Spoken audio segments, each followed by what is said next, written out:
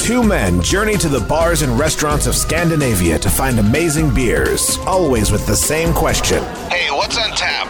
It's time to find out. Welcome to What's on Tap podcast with your host, Stefan. And Mathias.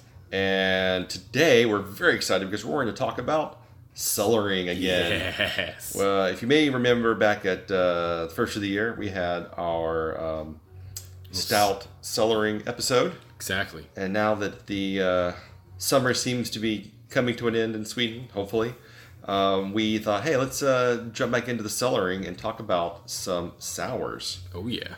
And Mathias is our resident expert on cellaring beers. I don't know if I want to say expert. He's a resident expert about cellaring beers, in particular sours, because he has a ton of them. I think it's a metric shitload, because we are in the EU. We're in the metric system. Yeah, we're in the metric system. It's like a metric so shit if we were in the well, it can't be a shit ton. Yeah, well, it's a shit ton if it would be in the U.S., but since we're in the EU, it's a metric. Well, I mean, we have tons here as well. Do we? Yeah. Okay. Yeah. Wow. 1 ton is 1,000 kilos. I did not know that. Yeah. Okay. Well, now you know. That makes sense, right? It does. No, it does. I just didn't realize it was a... A ton in the U.S. is probably something weird, like 256 kilos. Yeah, probably. It's like 500 pounds. But a ton in the U.S. is 1,000 pounds, right? I assume so. I have no idea. Is it? It can't be. I literally have no idea. Because then a U.S. ton would be different than a metric ton then. It would be different, yes. Exactly. That's why we're saying it's a metric shit ton. Yes. Yes. Okay, there so we go. We're still good. All right. I'm probably got that clarified. Yeah, I would imagine it's probably by pounds as opposed to a... Yeah. Or it could be one of those weird things, like we have liters for some reason when we have bottles. Yeah. So you sell things in like 2 and 3 liter bottles. Mm-hmm. Never 1 liter. It's always 2 and 3 liter bottles. It's always 2 and 3 soda. liter. Yeah. All right. Because everything in the US is big. Yeah, and then wine is sold in 750 milliliters. But cans are or ounces. Yeah. But also 33 centiliters. I don't know. It's a weird, like they like to mix the measurements sometimes. Just to make it super clear and logical for everyone. Yeah, right? yeah, but we still have gallons. Obviously. And then there's ounces and pints, but nobody really understands those. No. But you still use them. Still use them. Yeah. Yeah. It's just you know. Because it's in your. Well, you sell milk in gallons, but you sell soda in liters. It's fucked up. Yeah, I don't know why that's a thing. It doesn't make sense. Next time on What's on Tap podcast, yes, we discuss pounds, liters, ounces, and other weird. Well, next time we should measure the systems of length and distance. So we can get into inches and centimeters, and then get into miles and kilometers. Perfect. And then we'll get into hectares and areas. Yeah. Yeah. That'll be an interesting episode. The rule of thumb. The rule of thumb is great. Yeah. You know what the rule of thumb is? Yes. Okay. We'll leave that for a future episode. Exactly. Our listeners can Google that. Yes. In the meantime. And then you can follow along in the next episode. Exactly. Because then you'll know what the rule of thumb is. Yep. But today we have two beers. We have 2 beers. What do we have? We've got I brought out the Nectarine Lambic from DeCam. Yep. It's a 6.5% Lambic, produced in Belgium with added nectarines. It's quite flat, so there's not a lot of carbonation in it. Let's see here. There's about 40 kilos of nectarines per 100 liters of Lambic. Wow. Yeah. So it's one of I think it started out as one of the experimental projects of DeCam. Yeah. Yeah. I remember we had this about a year ago, and then it felt quite young and quite sulfury. Right, and is it the same year that we had? This is the same vintage. All right, and that what we had what last vintage time. is this? It's a 2016. Okay, so I think it's from the first release. Okay. It's the first Nectarine Lambic bottling, I believe. But yeah, it'll be exciting to revisit it now and see if it's improved or if it's gotten worse than when we had it last. Definitely. Judging from the smell when we opened it, it's definitely improved. Yeah, it smells really, really good. Yeah. This is kind of one of their go-tos now, isn't it? The Nectarine Lambic. One of their better sellers, you think, or is it? I judging from the smell now, I believe that it's definitely benefited from cellaring. Yeah, but like DeCam, whenever you think DeCam, what is the go-to. Oh, the go-to DeCam beers. Yeah. I would say it's the regular Oud Lambic. Yeah. That's quite common. Well, I don't know if I want to say common because they don't do quite. They're not. They don't do very big bottles. They're not a huge producer. They're very, I would say, niche. It's like everything is just handmade, hand labeled, and everything. It's got a hefty price tag usually that accompanies their bottle. So they usually start $20 and up. $20 or €20. Yeah, something like that. I believe some of them might be like €16 from web shops. Yeah. I don't have no idea what they charge at the brewery directly, but because I've never actually visited the probably but €4. No, but so the more regular ones are probably the Oud Lambic, the Creek, and the Oud Gus. Okay, so kind of the standard ones. ones. I think those are the ones that are available usually quite often. Yeah. I know the Nectarine always comes out and seems to disappear as soon as it gets released. It goes really fast. It seems like it's quite popular. I believe maybe a lot of people might attribute it to Fafoon from Cantillon being so popular. Could be. So it's kind of like the same fruit, right? So it's Nectarines. It's peaches in peaches, nectarines. I mean, honestly, quite similar. It's basically one is fuzzy. One is not. Exactly. Yeah. That's the only differentiation I really can tell if someone's to hand me a nectarine and a peach. And ask me to tell the difference, I'd be like, okay. Both are equally tasty. Yeah. Cool. But yeah, that's the Nectarine Lambic is the one that we're bringing out today, 2016 vintage, and it smells amazing. Yeah. So we poured 2 glasses now, and we've also poured the rest of the bottle into a decanter, just to see if that does any difference to it. I don't know we might be finishing these glasses and be pouring a little bit of the decanter after we have the second beer. Yep. So we can actually talk about the decanted version of the same bottle as well. I definitely think we should. This has a beautiful lambic nose to it. I mean, it just smells just like a real classic lambic smell. It's like we were saying just before we started recording as well. It has more of like a classic lambic or Gus nose to it now than it had a year ago.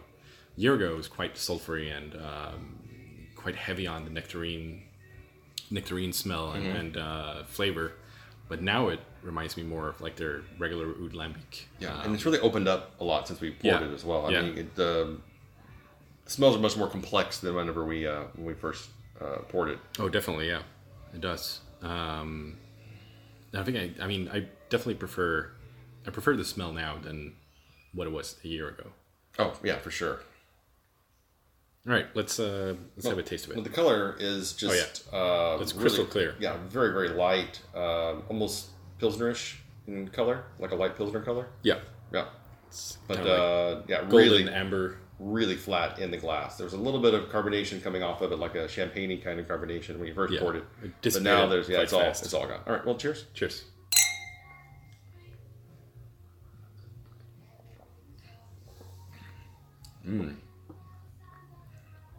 Yeah, it's not overly sour. You can definitely get like the really pleasant, soft lambic taste to it, but you get. I mean, the nectarines are really, really hidden right now, I believe. You don't get a ton of nectarine off of it. You get a bit of fruitiness to it.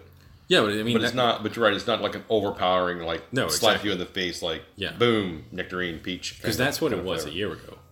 Yeah, it was basically all nectarines and sulfury. But now it's a lot more. It's a lot more complex and just like balanced out. Yeah. And I believe, well, to me at least, I prefer the fruit to take like a step back, like it has done in this from aging it for a bit. Because then the fruit becomes more of a kind of addition to it. It doesn't take over the rest of the beer. Yeah. And I mean, lambic in itself is just such a pleasant beer to drink. So you don't want fruit to overpower all of the other like complexity and taste of that. But I mean, isn't that kind of what you want? I mean, that's the whole reason they put the nectarine in it, is to kind of have that nectarine forwardness to it, I would think. I don't know. We'll have to ask. All right. Carl, I mean, if Boone. you're gonna do these kind of beers, I mean, I would think that you'd want that stone fruit forwardness in it, and then when it starts to dissipate, then it isn't quite the same beer. It's obviously going to change over time, right? So, but maybe that was the intention. Yeah. That it was going to kind of subside and balance out over time, or maybe the intention was to just drink it fresh and have like this fruit bomb, lambic. But I mean, to me, I prefer it this way. But does it have an expiration date on it? I mean, I know the expiration date is always a suggestion, but I mean it's probably, let's see, 2036. So it's the classic 20-year expiration date. Yeah, so they really mean to cellar it as well as drink fresh. But yeah, this is really light and elegant.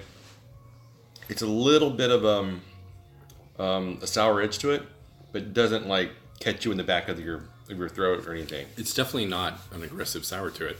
Not at all.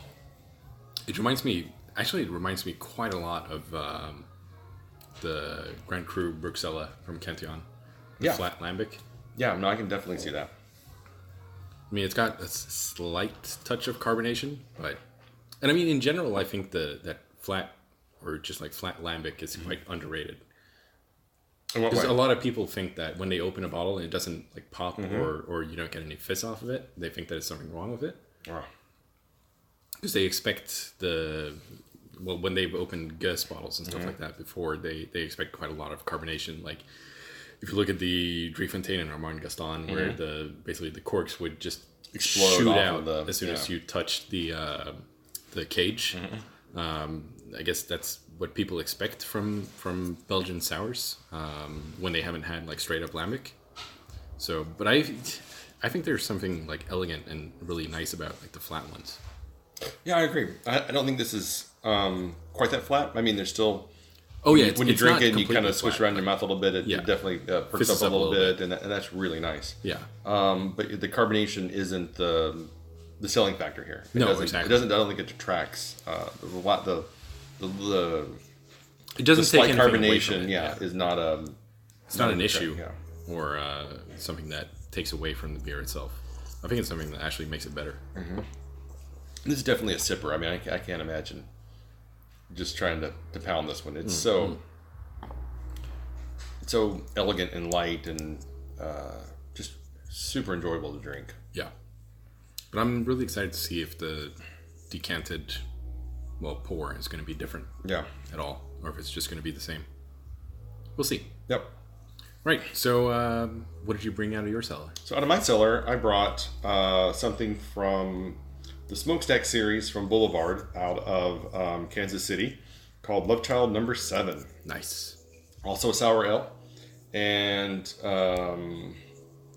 this has Lactobacillus and Brettanomyces. I know it's a mixture of a bunch of different Flemish red ales. And they've got a little bit of a gauge on the back on what you can expect. So low fruitiness, kind of a mid-level sour, and a little bit of a funkier edge to it than some other beers. I think so I'm not entirely sure, but I believe that they changed those gauges on the different vintages they put out.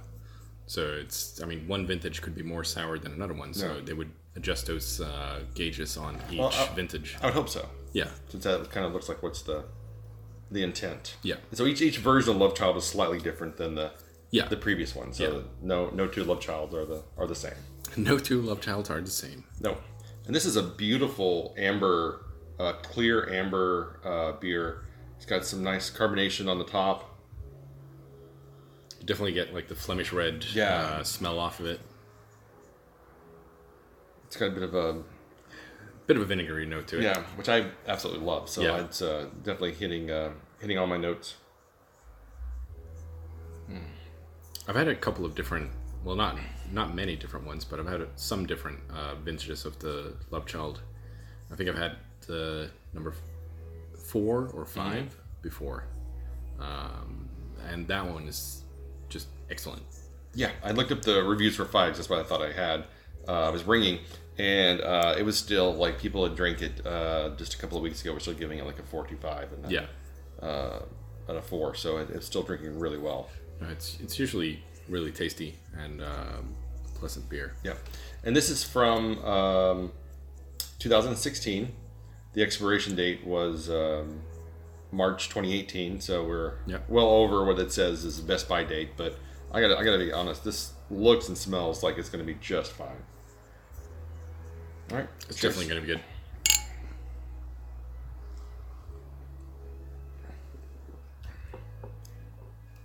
Yeah, it's not as vinegary as I think the smell would imply. Nope. I would say it's more sour than the DeCam is. For sure. Yeah, for sure. But it's still, I think, really well-rounded and mellow. Yeah, it's not as aggressively sour as a lot of the American sours can be. Mm-hmm. I mean, usually, well, I don't want to say usually, but some of the times the American sours are quite overly sour.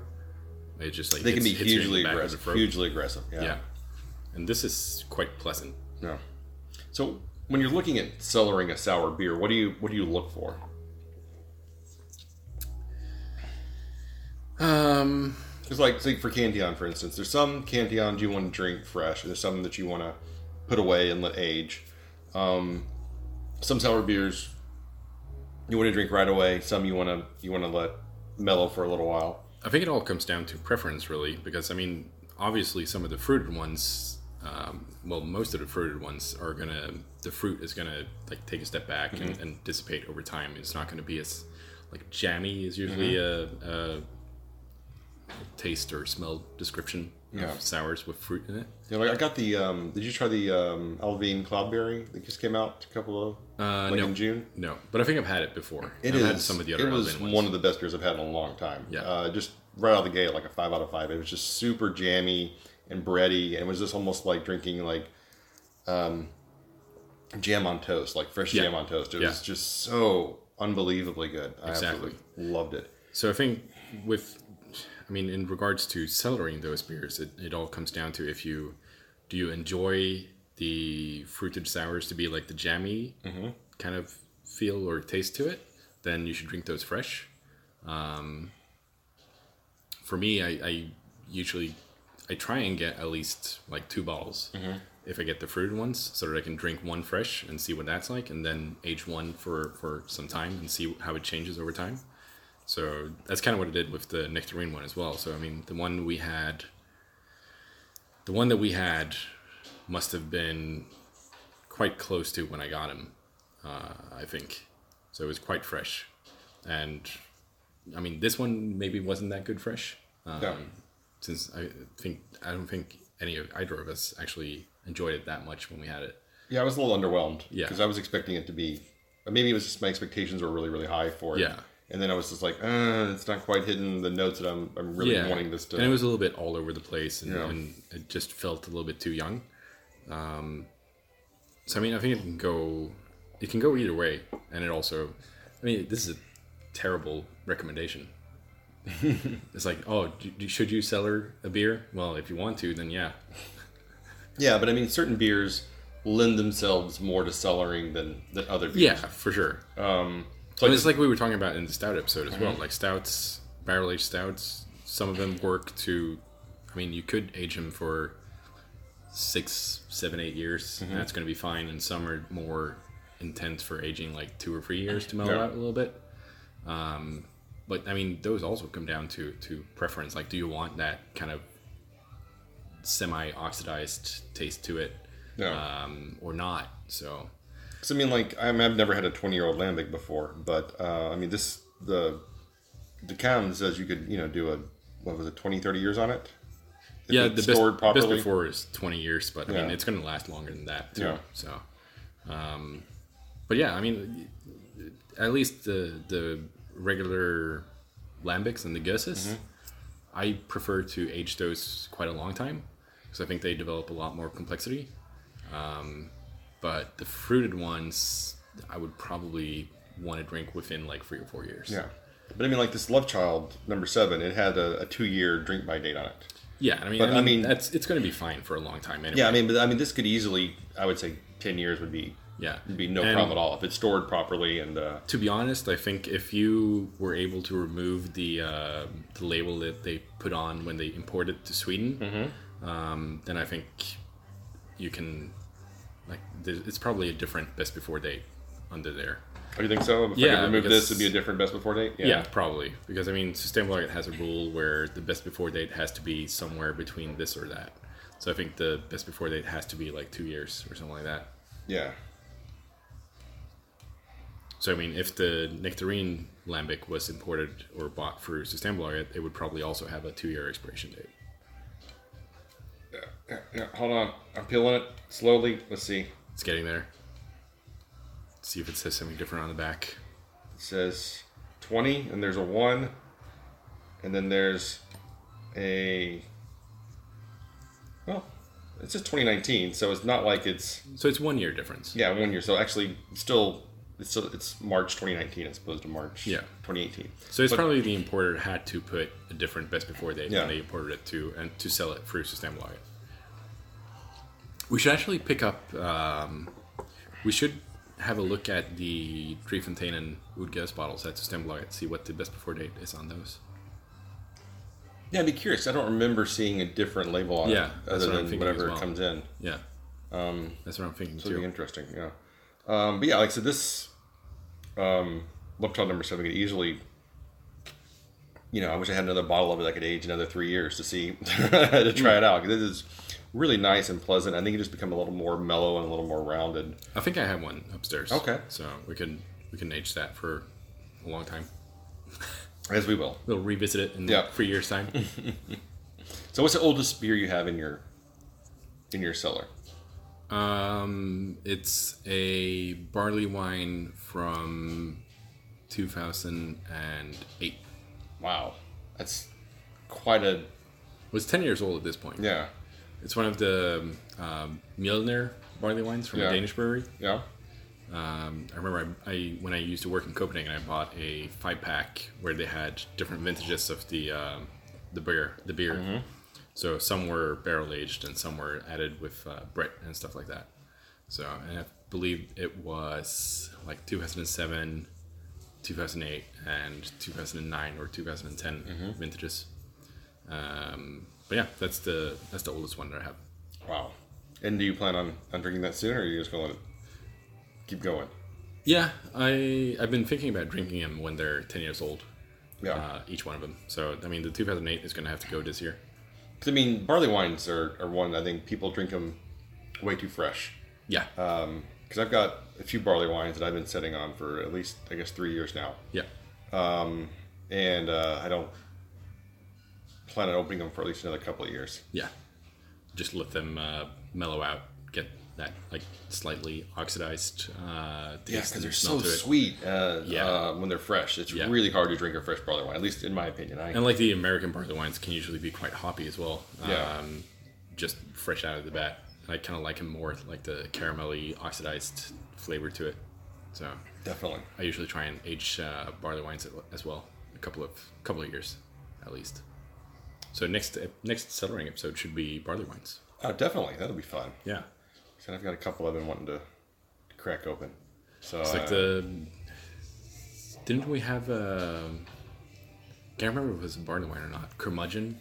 Because I had a 2013 Curmudgeon. Oh, we had it, but we didn't have it on the show. But no, it wasn't on the show. But we had it a while back. I know that one did not age out. That it passed its prime. Yeah. So some of them could be aged, but I guess some of them don't really lend themselves too well to aging. Yeah. But I think that's the case with a lot of different beers as well. I think it's the manufacturer as well. I don't know that. Yeah. I love Founders. I love what they do. But I think Founders is one that you really kind of, within a couple of years of the date, you kind of need to drink them, because I think they're not really the kind of beers that are meant to have a really super long shelf life. The CBS that came out was excellent now. Oh, it's so good. I had one last weekend, I think. Yeah. And I was like, wow, this is so much better than it was when it first came out. Yeah. And it's only been 6 months at this point. Yeah, it hasn't been that long. Yeah. It hasn't been that long. And so I think I have 2 or 3 more that I'm definitely gonna try again in the next year. I've already finished all of mine. Oh, did you? Yeah, I did. Well, I've got a couple of years of KBS and... KBS I have 4 different vintages of. Okay. So we'll have to do a big KBS vertical at some point. Yeah. We did that before, didn't we? Yeah, we did one. Because I think I usually got like 4 of each when I got them. Mm-hmm. And I think we had... Did we have... I think we had 14, 15, and 16. I think that's something like that. Yeah. Yeah. Maybe. Yeah. No, we had 15, 16, and 17, because now I have 15, 16, 17, 18. Look at you. Yeah. Piling up those stouts. Yeah, I mean, I went through my beer closet and I realized, like, I've got a lot of stouts, and a lot of them are starting to get the 2-year mark, and I'm like, I got to start drinking these. And it's like, well, I've always been in the past thinking like, well, I should really wait and drink them with other people, because I mean, a lot of them are like 13 to 15% alcohol, and I'm like, I don't know that I want to like drink that much of one particular high alcohol beer. So I've been trying to space them out a little bit, but now I'm getting to the point where I'm like, I got to start moving through some of these. Got to start working through them. Yeah. Yeah, I have a couple of those as well. Especially the Omnipolos. I got to get through those. Yeah, yeah. Got a 2 or 3 year old Noah Pecan. Well, that'd be quite interesting now. Yeah. Well, it's from 2016, so I guess it's a 2-year-old Noah Pecan. Because it was like the last time they did the on the shelf release before they did it as a year-round release. Yeah. It's in the Dugas bottle. And then I got one from the was it Demoulin they released through as well? Yeah. I think the first ones were brewed at Demoulin. Yeah, and I've got a Demoulin release as well. So we should try those side by side. Yeah, we can do that. Because I remember that the Demoulin one was excellent. But I don't think I've actually tried the Dugas version. When it came out in stores? Yeah. I mean, but you've had it since in bottle. Maybe. I'm not sure. You have. All right. Because you thought it was a Yoo-Hoo milk stout. Or not Yoo-Hoo, but... true. Whatever milk stout. Yep. That's true. That's true. Got me there. All right. Let's see if we can get into the decanted version of the DeCam as well. It's so good. It drinks so easy. What's weird was the more... At first it was a little sour, but the more I drink it, the easier it got to drink and the better it became. And now you're getting much more of that nectarine-y kind of flavor to it too. Stone fruit character. It's building up on the palate. So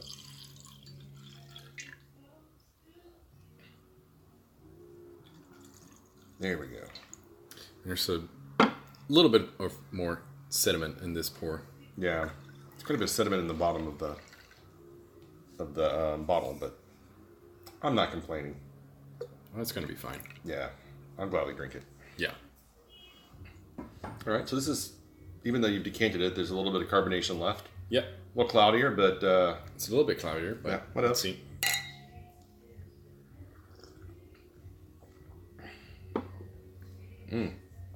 I think there's definitely a difference. There's a slight difference, yeah. It's lighter. Yeah. Definitely loses that sour edge I think it had to it. It's still sour. It's still but sour. It's not as... it was a little tartar in the, like, yeah, a little more tartness in the back of the throat. I think I prefer this decanted, actually. Oh, yeah, much more. Yeah, it's much better decanted. It's so weird how that works. Yeah. Because the aeration just really lightens it up more. Yeah, it opens up completely. Mm-hmm. There's like so many more layers of complexity to it now. It smells different too. Yeah. I don't know how to describe the smell. It's one of those... Like if you're smelling it, you definitely can tell the difference. And it's not as... Like the smell was much more pronounced. Yeah. Before it was decanted. And now it's much cleaner. There's not as much of the lambic notes on it. Yeah. It becomes a bit more woody. Yeah.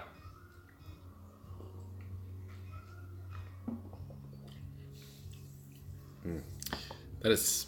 Should have decanted the whole bottle. Yep. Way to go, Mathias. Yep. Well, now we get 2 experiences out of 1 bottle. I know. It was delicious. All right, so for the DeCam Nectarine Lambic, Yep. what do you give that?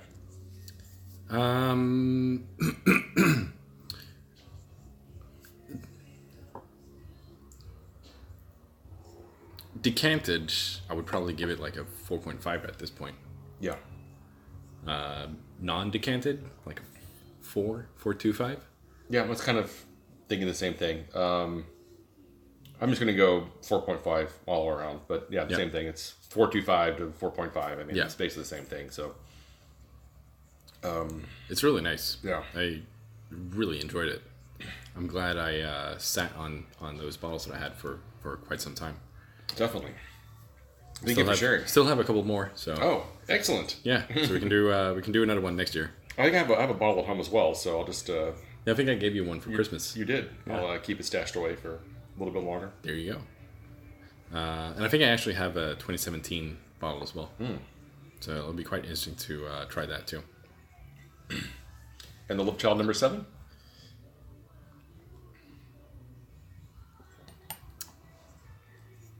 I'm going to go with a straight 4 on it. Yeah. Now that it's warmed up a little bit, it's a little bit uninteresting when it's warmed up. It's a lot tartar, and like it becomes a little more sour, a little more aggressive. It hits you in the back of the throat quite a lot harsher. It's got a little bit more of that varnishy notes to it that you would expect from a Flemish red. But I think also, like, if you would have had the Love Child number 7 by itself, it would probably have been a 4.5. Yeah. But it's at a bit of a disadvantage when we're having it next to a traditional Belgian sour. Exactly. But you know what? I wish I had some sharp cheese to go with the Love Child number 7 to kind of help balance the creaminess of the cheese would balance out the harsher overtones of the sour. That would be a good compliment to that beer. Yeah. And I think that's a great compliment to like the Cuvée de Jacobins and the Rodenbach Grand Cru. It's like some grainy like hard cheese. I had the Rodenbach Alexander. No, Character Rouge that just came out. Oh yeah. That Chantry bought a bottle of. Yeah. Oh, I downed that bottle like it was water. Oh, it was so good. Oh, it was unbelievably good and so crazy drinkable. Yeah. Absolutely loved it. So if they still have some of the system belonging, I might have to pick up another bottle because it was excellent. I gotta say. And that was 2017 or 2016 vintage. Well, it's in stores right now, so I guess it would be 2017. Maybe. Yeah. I don't know how long they let it sit on bottle before they start selling it. I don't know, but it was really, really good. Nice. I'm gonna have to pick up. I would highly recommend getting that. Yeah. Cool. All right. Well, check us out online at whatsintappodcast.com, Instagram, Facebook, Stitcher, iTunes, Spotify. Yep. I think that's about it. That's about it. That's all you need, really. Yeah. You see really YouTube? Is. No. I okay. did not. YouTube. So YouTube as well. Yeah. So until next time, keep drinking. You don't know.